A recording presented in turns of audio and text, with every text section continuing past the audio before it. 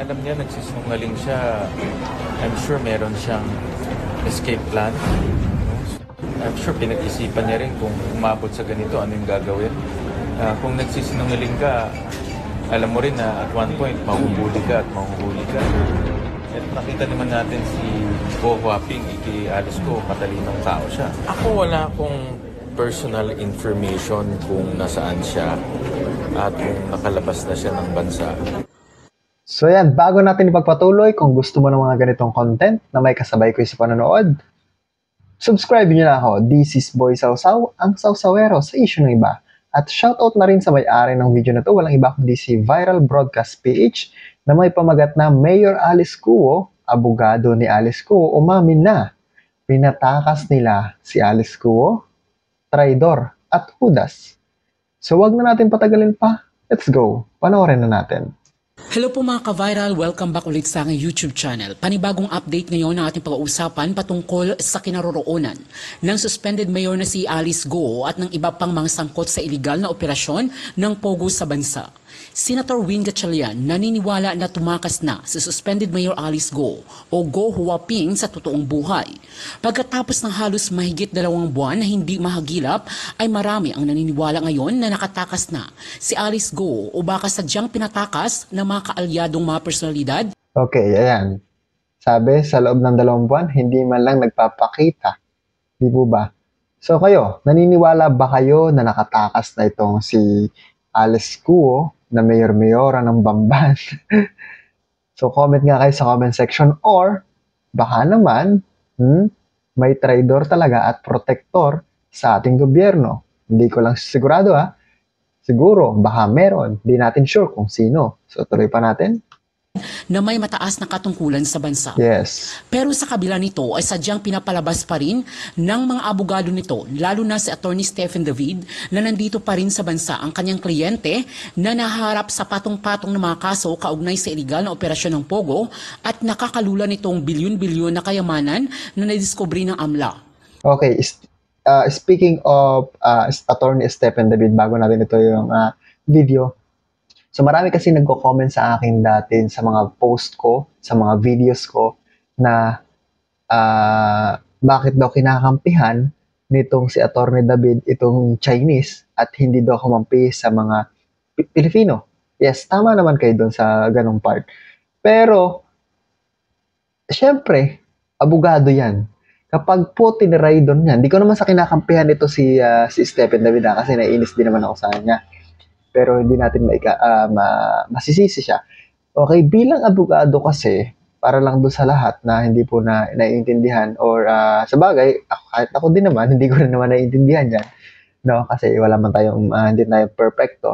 Pero alam niyo ba, bilang isang abogado ay handa niyang pagsilbihan ang kanyang kliyente, hindi niya po yan ilalaglag sa kahit anong mangyari. Kahit ano pang ibato sa kanya ng publiko, di po ba? Kasi isa siyang abogado, handa niyang ipagtanggol ang kanyang kliyente, masama man ang kanyang ginagawa, alam niya kung ano yung mga ginagawa ng kanyang kliyente dahil isa po siyang abogado at yun po ay sinumpaan niya bago siya maging isang attorney.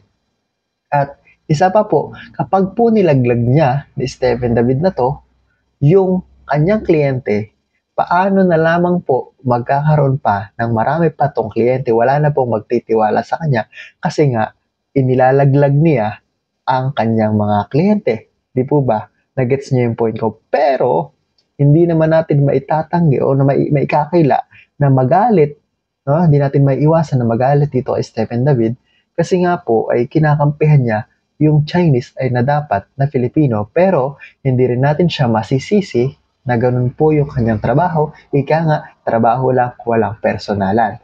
Pero ang napapansin ko lang po talaga dito kay Attorney Stephen David ay yung kanyang mga mata. Di po ba? Mukhang may lahing Chinese, pero hindi po ako sigurado dyan. So let's go, panoorin pa natin. Ayon kay Senator Win Gatchalian, na baka pinagplanuhan na ni Alice Go kung paano tumakas sakaling mabisto ito. Dahil ayon kay Gatchalian ay halatang nagsisinungaling ang suspendidong alkalde sa mga statements nito sa Senate hearing. Maaaring ginamit di umano nito ang kanyang Chinese passport para makabalik siya sa China kasama ang kanyang pamilya. Napag-alaman kasi na hindi lang Philippine passport ang hawak ni Alice Go, kundi meron itong Chinese passport. Pagkatapos kasi na ma-cite in contempt si Go, nung nakaraang mga araw ay naglabas ang Senado ng arrest order para kay Alice Go kasama ang 6 na iba pa. Ang dating Technology and Livelihood Deputy Director General na si Dennis Cunanan, mga kapatid ni Go at mga magulang nito na sina Jian Zhang Go at Wen Yilin na puro mga Chinese na pinaniniwala ang nakatakas din sa China. Una nang iniutos ng korte ang lookout order sa kanilang 7 sa Bureau of Immigration, subalit maaari pa rin silang makatakas kung nanaisin nila, lalo na't pwede naman silang dumaan sa karagatan. At Yes, speaking of karagatan, napakalapit lang po ng mga Chinese vessel dun po sa ating West Philippine Sea at nakaabang lang po yan. 'Di ba? Siyempre, napakadaling kumontak. 'Di ba? Sa kanilang gobyerno na pahingi ako ng tulong. Tulungan nyo kami dahil nagigipit na kami dito sa bansang Pilipinas. 'Di po ba? Siyempre, agad-agarang tutulong yan dahil napakalapit lang ng West Philippine Sea kung saan napakaraming barko ng Chino doon sa part na yon. 'Di po ba? So, napaka-easy lang sa kanila niyan. So, gumamit lang sila ng private yate or baka naman private plane papunta doon sa kanilang mga barko. Di po ba? So, napakadali sa kanilang mag-escape. Unlike sa mga Pilipino, kapag nagkaroon ng problema, nagkaroon ng kaso sa ibang bansa ay possible, mabitay ka agad. Pero nakakalungkot lang dito sa atin, kapag malalaking tao, mayayaman, pinapagulong pa ng pinapagulong yung kaso hanggang sa makatakas na yung totoong may sala. Nakakalungkot. kahit sa himpapawid dahil meron silang malaking pera na magsasagip sa kanila. Tama. Nanindigan naman si Atty. Stephen David, abogado ni Alice Go, na walang balak tumakas ang kanyang kliyente. Sadyang hindi lang ito kayang dumalo sa hearing dahil sa trauma at mental health na dulot nito sa kanya. Maniniwala ba kayo Pinayuhan di doon? umano din niya ito na humarap na sa hearing upang sagutin ang mga paratang sa kanya. Subalit ayaw niya itong pilitin kapag hindi ito dadalo. Sa July 29, ang susunod na pagdinig sa Senado kaugnay sa iligal na operasyon ng Pogo. Ayon naman sa abogado ni Dennis Cunanan na susubukan ng kliyente nito na haharap sa Senado upang masagot ang mga aligasyon sa kanya. Naging palaisipan ngayon sa mga taong bayan ang ginawang hindi pagrespeto ni Alice Go at ng 6 na iba pa na tinakasan ang mga kasong isinampa laban sa kanila. Malaking katanungan ngayon kung bakit ang luwag ng pagbabantay sa mga sangkot. Nakakadismaya di umano ang nangyayaring investigasyon dahil Tanong tuloy ng marami, bakit maluwag? May protector kaya, di ba? Kasi kung talagang mahigpit or walang protector yan, hindi yan mahirapang hulihin. Kasi kung talagang mainit ang kaso niyan, babantay at babantayan niya, may agent po na magbabantay doon sa kanilang labas ng bahay or susubaybayan po itong si Alice Guo kasi nga po ay napakalaki ng kaso niya. Pero walang nangyari, di ba?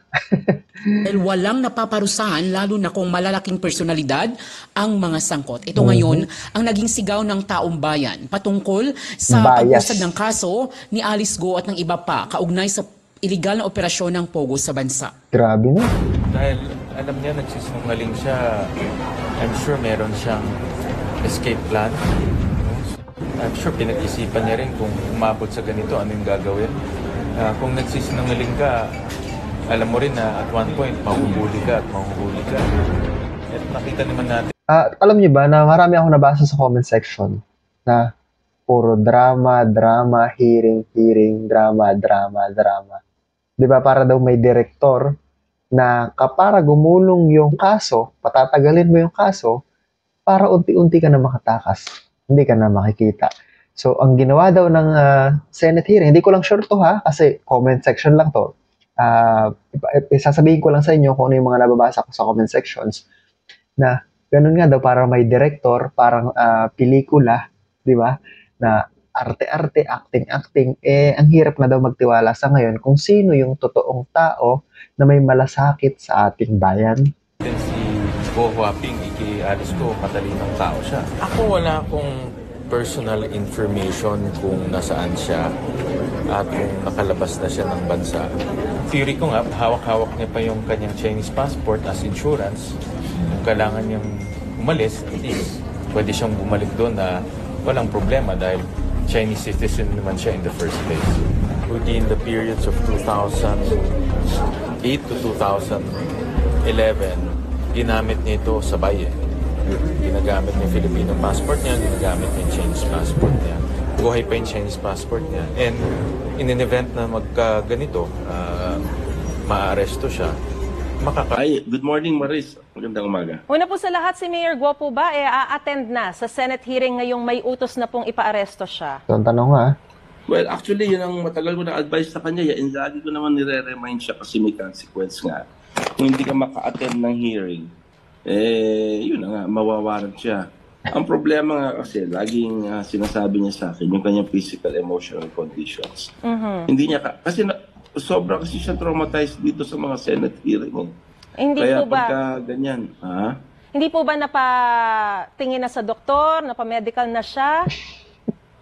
Well, hindi naman yan kasi isang araw lang yan. Kasi yung stress, lalo ngayon, lalong lumalala, di ba? Kasi ang dami na naman mga bagong events ang detrimental sa kanya, like in-issue ka ng warrant, in-expose ka sa public about your AMLA accounts. Yung stress level, di man bumababa, lalong lumalala sa mga ginagawa sa kanya sa public. paawa effect. Period. So in other words, takot na po siyang humarap. Yan. Ito yung magandang tanong niya eh. Di ba? Takot ba siyang humarap? Sagutin natin. Most likely, ganun ng personal paniniwala ko dyan. Yung mga observations.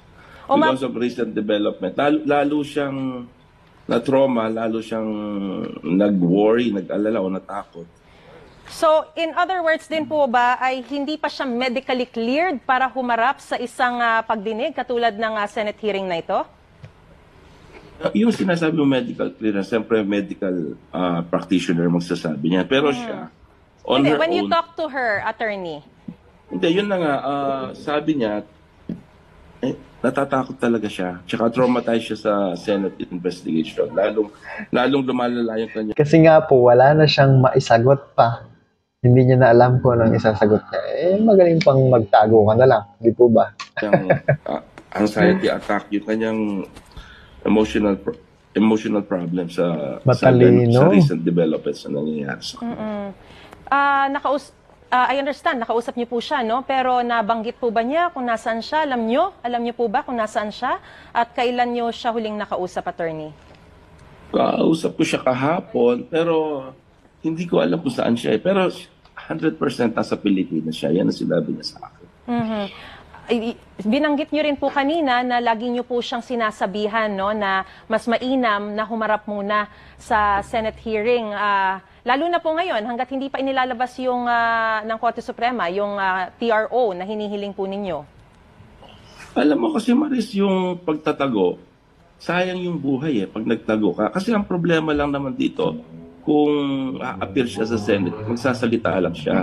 And then kung tapos na siyang questioning, wala nang arrest order, wala na. Pwede na siyang umuwi. Ang problema nga lang kasi, ang worry ko lang, well, on the legal point of view, dahil sa dami ng pinahid nilang kaso laban sa kanya, criminal, civil, yung right against self-incrimination, masyado nang apektado yan. Kasi hindi na siya magiging effective resource person. Kasi tandaan mo, kaya siya inaresto, hindi naman dahil accused siya. Dahil resource person siya na hindi sumipot sa hearing. So in Kaya other... ano pa ngayon? Okay, go ahead, sir. Ano pa ngayon ang effectiveness niya kung hindi siya pwede magsalita? Dahil may constitutional right siya against self-incrimination. Yun lang worry ko dun So in other words po, yung sinasabi po ninyo ngayon na hindi na siya magiging effective na resource speaker because of what she's feeling, no? Talagang siya traumatized. It will outweigh yung mga legal implications naman for not attending the Senate hearing? And then sinasabi ko, hindi siya magiging effective kasi any question that may be asked about what she knows, apektado yung kanyang right against self-incrimination dahil may mga criminal cases siya sa ombudsman tsaka DOJ. I don't know kung meron pang iba. Pero right now, yun ang na-receive natin yun ang hinaharap natin. So, ang point ko is, kung magsasalita ka, yung right against self-incrimination, anything you say may be used against you in the court of law. So, ano ang pwedeng itanong sa kanya na hindi siya self-incriminate? Yun. Kaya, how can she be an effective resource person with that? Ano ang tanong sa kanya na hindi siya mahuhuli? Yun dapat yung kind of sagot niya, di ba? So, ibig sabihin din po, kayo rin po yung nag-a-advise sa kanya na wag na lang umattend. Hindi. Yeah. Hindi ko pwedeng i-advise yun. Kasi po, sabi nyo, kahit anong sabihin niya, magiging self-incriminating Huli, di ba? Huli. Huli ba? Hindi, kasi I have to advise her kung ano yung effect ng pagsasalita niya, di ba? Legal implication yan Siyempre, kaya nga may lawyer, di ba? Hindi para advise mo siya Naiinis na to, be violate for sure. Ibibigyan mo siya ng scenario and then you explain kung ano ang pwedeng mangyari, kung ano ang legal implication noon. Nakatanggi ka Pero pa ako, I understand.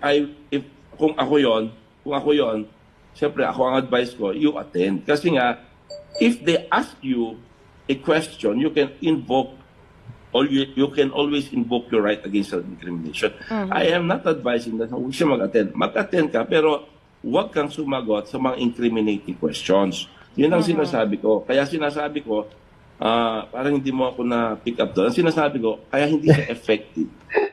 Parang hindi, naiinis na. Naiinis na kay Maris. Maging resource person. Kasi pag nandun siya, humarap siya doon, Guilty. tinanong siya, she can always invoke her right against self-incrimination. So how can she help the Senate committee na balangkas ng batas? Umusad, yung kaso. Kung ganyan ang magiging outcome ng inquiry sa kanya. But right Yun now, ang ibig ko sabihin. Right now, as we speak, attorney, ano po ba magiging legal implications naman kung siya ay patuloy na hindi haharap sa Senate hearing bukod po dun sa utos na ipaaresto na siya? Well, kung hindi hahanapin siya, ngayon, pag nahanap siya, idadalhin siya sa Senado at doon tatanungin siya. Ang problema nga lang, kung tatanungin siya, yun na nga. Kasi ito naman, ano naman to pag kagaya ng mga naunang mga Senate investigations, pag natapos na yung kanilang, ano ba yun, yung Senate year nila, may tawag sila, yung kanilang term, wala na. May tawag sila doon yung basta pagtapos na yung kagaya nila Senator Gordon, tapos na yung investigation nila, wala na rin yung visa yung warrant na yun. Attorney, once and for all, nandito pa ba sa Pilipinas si Mayor Go? Oo naman. Siyempre, ba't naman hindi ko paniniwalaan 100% assurance naman. Tsaka, well, sabi nga niya sa akin, paano naman siya makakalabas ng Pilipinas? May lookout order siya, tsaka ang higpit ng mga airports natin. Alright. Ayoko namang insultuhin ng ating mga immigration na kaya silang panisyonan ng isang tao, di ba? Hindi na. Alright, maraming salamat po sa inyo pong panahon at sa impormasyong binigay niyo po sa amin, Attorney Stephen David, abogado Thank po you. ni Okay, Mayor thank you, Maurice. Alice Go. At itong mga transaksyon nila, lalo na lumabas na yung AMLAC report kung saan nagsasabi nga may money laundering involved dito sa Pogo. Kaya inibitahan natin sila pero binaliwala nila yung imbitasyon. At pag binabaliwala po yung imbitasyon ng Senado, wala pong ibang paraan ng Senado kung hindi mag-issue ng arrest order. Pero yun nga po, bagamat sinasabing member sila. Paano mo nga arestuhin? Possible nga. Wala na yan dito. Sige, saan nyo arestuhin niya? Ng mga illegal corporation na ito, meron na rin po bang direktang makakapagpatunay na sila talagang hands-on din sa mga operasyon ng mga illegal pogo na ito, Senator? Yan ang aming gustong malaman dahil nga may pagdinig at dahil hindi nga sila pumupunta, hindi rin namin malaman kung ano ba yung kanilang partisipasyon. Yung mga ganitong pagdinig, ang importante ho dito ay marinig yung iyong panig at binibigyan ng pagkakataon yung mga resource person para magbigay ng kanilang nalalaman. Yan po ang talagang objective nitong pagdinig. Mabigyan ka ng pagkakataon na sabihin mo kung ano yung nalalaman mo at kung wala naman, masabi mo rin. Senator, may nakarating na rin ba sa inyo na itong pamilya daw nila Guo, talagang mukhang ang kanilang tatay na isa sa mga malaking political figure sa Fujian daw, Politburo, nag-ooperate na para sila'y protektahan dito? May mga nakikita ako sa internet na ganyan, pero hindi ko ma-verify pa kung totoo yun o hindi. No? May mga ganyan na lumalabas sa internet. Kaso lang hindi natin malaman kung totoo yun o hindi. No? Dahil una-una na sa ibang bansa itong mga magulang ni Guo Huaping at hindi namin malaman kung sila po ay talagang ano po yung kanilang katayuan doon po sa China. Ito daw pong Dennis Cunanan na involved na rin dito sa isang mga dating scam na yata ito. Mukhang aatin din daw po sa hearing, Senator. Tama, dami siyang, kung malalaman natin, itong si Dennis Cunanan, hindi ito first time na nasangkot sa mga kontrobersiya. Talagang marami rin siyang mga kontrobersiya na yung pangalan niya lumalabas. Isa na nga dito yung PDAF scam, kung matatandaan natin. At hindi ko rin maintindihan dito sa taong to bakit hindi pa siya pumunta. 2 beses siyang inimbitahan. Kung wala siyang nalalaman, di sabihin niya wala siyang nalalaman. Pero 2 beses niyang inisnab ang Senado. At hindi naman pwedeng ganun dahil nga hindi magiging kumpleto yung aming pagdinig kung hindi pupunta yung mga resource persons.